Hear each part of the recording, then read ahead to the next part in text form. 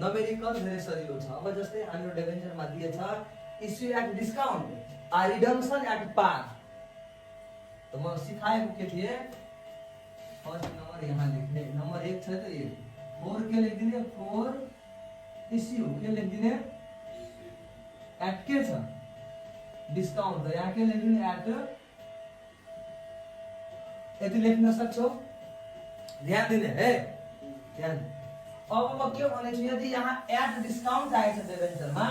त नम्बर 1 को entry bank दिएर हुन्छ त डिस्काउन्ट कहाँ हुन्छ गुड यो कन्सेप्ट म नोट लेखाए थियो पहिला नि बैंक यदि दिएर भयो त डिस्काउन्ट पनि के भइहाल्छ डिस्काउन्ट। पहिला हामी के लेख्थ्यौ शेयरमा discount on issue of share यहाँ के लेख्ने शेयर्स को सानामा debenture discount on issue of debenture redemption हुन्छ रिडम्सन को टाइम मैले रिडम्सन लेखेको छ माथि त पुरै 2 के लेख्दिने पर्सेन्टेज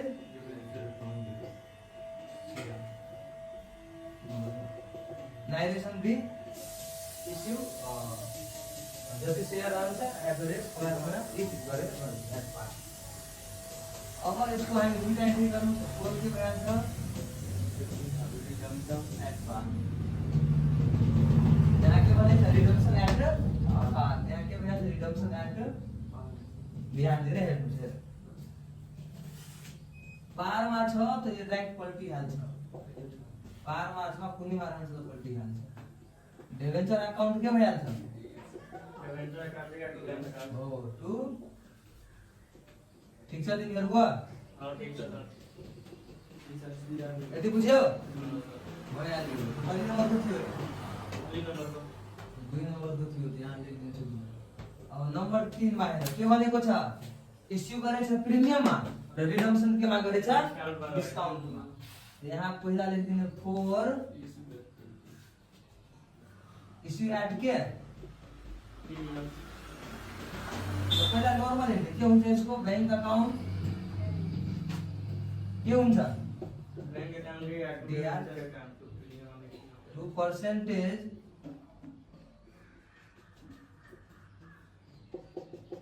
म के भनेको थिए यदि प्रिमियम यदि डिबेन्चर सीआर मा हुन्छ त प्रिमियम कहाँ हुन्छ सीआर यो के को टाइम इस्यु को टाइम यहाँ के लेख्ने 2 प्रिमियम अन इस्यु अफ याद गर्नु छैन बनाउनु छ प्रिमियम अन इस्यु अफ के डिबेन्चर अकाउन्ट कुरा बुझिरहेछौ यसरी हामीलाई गर्नु छ धेरै सजिलो छ धेरै सिम्पल छ। अब कुन बनाउनु पर्छ दुईटा लास्ट बनाइदिन्छु बनाउनु त ल issue at premium and redemption at discount ल ठीक छ त्यही बनाइदिन्छु ल ध्यान दिँदै राम्रोसँग त्यो कति नम्बरको बन्यो 4 नम्बर यो 4 नम्बरमा चाहिँ issue at discount redemption at premium mind अस्थिर गर्ने बनिहाल्छ 4 के लेख्ने इस्यु एट के छ डिस्काउन्ट डिस्काउन्ट त हामी नर्मल एन्ट्री के गर्छौ भन अहिले छोड्न त्यो हेर्न बैंक अकाउन्ट डीआर छ अब यहाँ डिस्काउन्ट दिएछ माथि यहाँ त के लेख्दिनु discount on issue of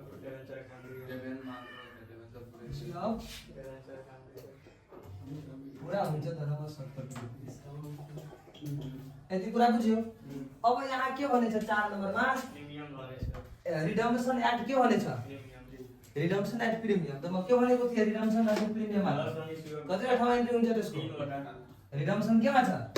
premium अब यहाँ के भइहाल्छ लस अन इस्यु अफ के हो भेरी गुड गाह्रो लागिरहेछ वा धेरै सजिलो छ 2 के गर्ने premium on issue of debenture पहिला पर्सेन्टेज डिबेन्चर अब 2 यहाँ के भनेको छ एट प्रिमियम र तीनटा ठाउँ एउटा भयो एउटा यहाँ के हुन्छ यहाँ हो प्रिमियम अन रिडम्सन अफ के डिबेन्चर यदि कुरा बुझ्यौ अब यहाँ रिडम्सन भएछ प्रिमियम मात्र अथवा यो कहिले लेख्यो चाहे त्यो तरिकामा डिबेन्चर अकाउन्ट 4 के हुन्छ redemption at premium redemption at यही छ मेन कन्सेप्ट यही छ ब्रह्मास्त्र ध्यान दिनु अब मलाई भन यो दुवै के भइहाल्छ डिबेन्चर अकाउन्ट दिया हटाइदिनु प्रिमियम अन डिबेन्चर अकाउन्ट के भइहाल्छ दिया यो पनि के भइहाल्छ premium on redemption of debenture account redemption on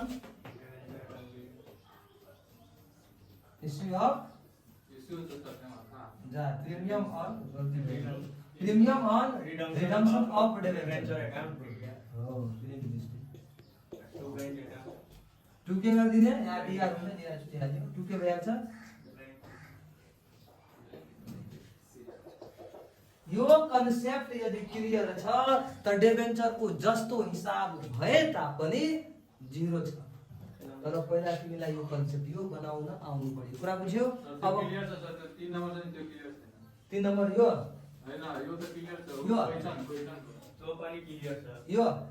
क्वेशनमा छैन sir issue and premium and redemption and discount त्यो पनि क्लियर छ यो ए यो ध्यान प्रिमियममा के भएछ इस्यु भएछ रिडम्सन रहन्छ प्रिमियम तब हामीलाई अलिकति टेन्सन हुन्छ तीनटा ठाउँमा लेख्नुपर्छ इस्यु भएको छ premium bank account D R percentage debenture account D R premium to premium on issue of debenture इस्युको टाइम छ अब रिडम्सनको टाइममा आउँछ यो आउँदैन किनकि यो रिडम्सनको टाइममा थिएन अब डिस्काउन्ट हो त percentage debenture account DR to bank account to discount on redemption of debenture कुरा बुझ्यो धेरै सजिलो छ धेरै सिम्पल छ हार्ड छैन तर त्यसको लागि क्लासमा रहन्छु जति फोटो लिन्छ लेक्चर हार्ड फुटिहाल्छ लेख्छु सर खाली फोटो सेल्फी सेल्फी या तिमी राम्रो भन्छ ल आजको लागि यति